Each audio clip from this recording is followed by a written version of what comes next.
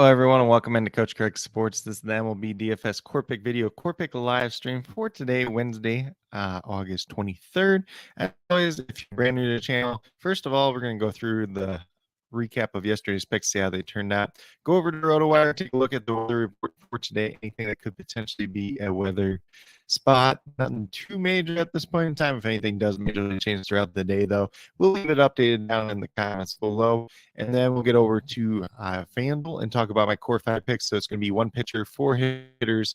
It's going to be guys that are based off of their past history and their respective matchups that stand out, or a combination of recent history with that as well. So, and then last but not least, we'll get over to the YouTube community tab, the cheat sheet for today. That is 100% free. It's up on YouTube community tab. It's up on Facebook. It's up on Twitter. So definitely be sure to check that out. As you're building out your lineups throughout the day, we'll be going over the top GPP teams to stack for today overall. And then if you want some more in-depth notes, be sure to check out the Patreon at patreon.com/Coach Craig Sports. And we'll have notable hitter versus pitcher matchups, whether or not I would consider a pitcher in play, a risky play, or a straight up avoid for this slate. And then any additional stacks that did not ultimately end up making it into the cheat sheet. So that is a small monthly donation over there. That is some extra notes Monday through Friday to help you out as you're building out your lineups. For the most part, it's been pretty successful. So definitely be sure to check that out if that's something you're interested in. But without further ado, we'll get started with a recap of yesterday's picks. So we had Blake Snell at the pitcher position at $10,300. Got the 37 points. Still ultimately did give him a hit since he was over 36 points yesterday. Ultimately ended up being the 6th overall pitcher. So you could do a little bit better than him. You could definitely do a lot worse than him. So it was a solid play for us regardless. Then we had Ryan Mountcastle, who ultimately ended up going 0 for 4 and only getting 3 points since he did have a walk. $3,100 ultimately did end up giving him a push. Wasn't anybody that helped us. Wasn't anybody that hurt us at the same time. But had some pretty strong history versus Yusei Kikuchi going into the day. And then initially we had Julio Rodriguez listed in our core picks. He ultimately ended up getting scratched due to illness. A lot of my lineups, I did throw Kyle Tucker in, but I did say for the core play to update to Kyle Marte, $3,400. Had some pretty good history versus John Gray in the past. Unfortunately, only went 1 for 4 yesterday. So at $3,400, only got to 3 points. So did ultimately give him a push as well. And then I'm getting ahead of myself here. So then we had Josh Rojas, like I said, was mainly playing him at second base. You could also play him at third base yesterday, but $2,400, our pay down option, got 25.4 points. He was a really good hit. Was the top overall second baseman and top overall third baseman on yesterday's slate. Ultimately hit his second home run of the season. So he was a really good play for us. And then last but not least, we had Andrew McCutchen at $3,000, got to 22.2 points, hit a home run. He was a hit and the 9th overall outfielder on yesterday's slate. So a little bit of hit or miss here, but if you had some other good plays alongside this, had a pretty decent chance of catching yesterday. For myself, was about a 3 times my return on investment yesterday overall for my main lineup. But without further ado, we'll stop sharing this screen. We'll get over to RotoWire, just talk about that weather report for today. There's only truly like one game that we're really looking at this point in time in terms of potential weather that could even be happening. So it's a 6-game main slate. We got most of these games either in a dome or low percentage chance of rain. The only one that has double digits is going to be out in Cleveland with the Cleveland Guardians, Los Angeles Dodgers. 20% chance of rain there. Nothing too major at this point in time. If anything does change out the day, we'll leave it down in the comments. But with that being said, we're just going to jump off here. We'll get over to FanDuel real quick and talk about those core 5 picks today. So I'm going to bring that up. As I bring that up, if you guys have any additional questions related to MLB DFS throughout the day, whether you're watching live or on the live stream, feel free to drop it in the live chat. If you're watching on replay, feel free to drop it in the comments and I'll get back to you as quickly as possible. So we are going to scroll up here real quickly.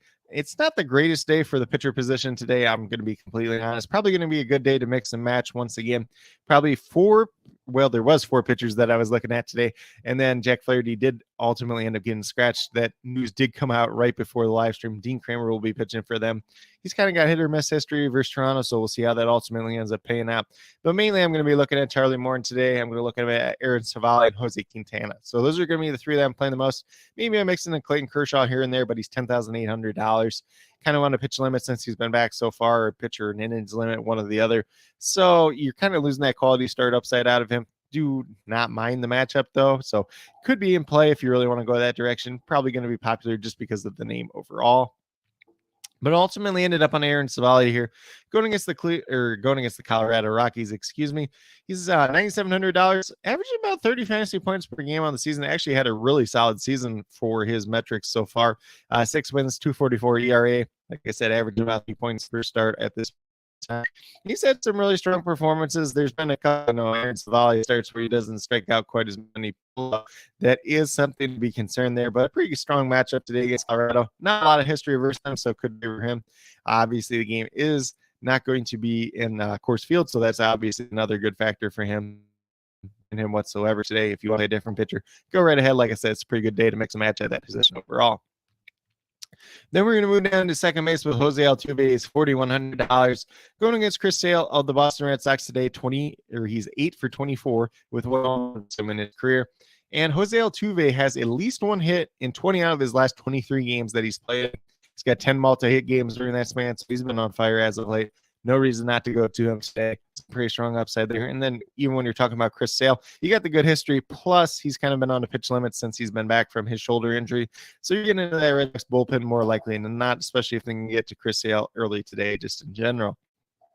And then we're going to move down to shortstop. So we have Basabe, probably mispronouncing his name, but he is the shortstop for the Tampa Bay Rays, taking the place of Wander Franco, who unfortunately is on leave of absence for things that we don't want to talk about at this point in time. Would not condone that behavior and everything else like that, but that's a whole different story for another day. Basabe's actually played really well since he's been here. $2,400. He's averaging like 13 fantasy points per game at this point in time, almost 14. Goes against Colorado Rockies today. It's against Austin Gomber, so there's no career history there against him in the past. But at the same time, Basabe's on a 4-game hitting streak. 3 of those 4 games have been multi-hit games, so it's a pretty strong upside at $2,400. Gomber is a pitcher that sometimes he comes out and he pitches all right, and other times he really implodes. So we just kind of have to see which end of the spectrum it's going to be today. But I do like Tampa Bay Rays a lot today, and Basabe a pretty good value at $2,400 overall. Then we're going to keep moving down. So we got his teammate Randy Arozarena, $3,500, another guy that has not faced Austin Gomber in his career. They were probably teammates at one point in time down in the minors for the St. Louis Cardinals. Both ultimately did end up getting traded away to the Rockies and Rays respectively. So they probably are a little bit familiar with each other at the very least, but no history there in the past. And when you look at Randy Arozarena, he is a guy that has been doing pretty well as of late as well. 12 out of the last 14 games, he's had at least 1 hit. Only 3 of those games are multi-hit games, though. Not a lot of home runs during that stretch, though, either. So we got a pretty safe floor, a little bit of an upside here to have at the same time. Like I said, with Austin Gomber, you never know what you're going to get. Could be pretty good, could be pretty bad at the same time. Do like Randy Arozarena at $3,500. 11.5 fantasy points per game on the season, 261 average, 19 home runs, 72 RBIs. So some pretty strong upside to be had there just in general. And then last but not least, we're going to go to Alex Verdugo at $3,000. Do you like the Boston Red Sox today against Jose Urquidy, who's, he was a little bit banged up for a while now. Hadn't been pitching too great this year. Pitched out of the bullpen. Probably not going to pitch too deep into this game if I had to guess. Houston's been kind of messing around with the rotation, 6-man rotation at points and times, everything else like that.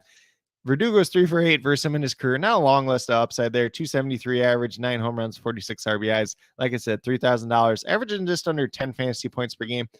And he's been a little bit more hit or miss as of late.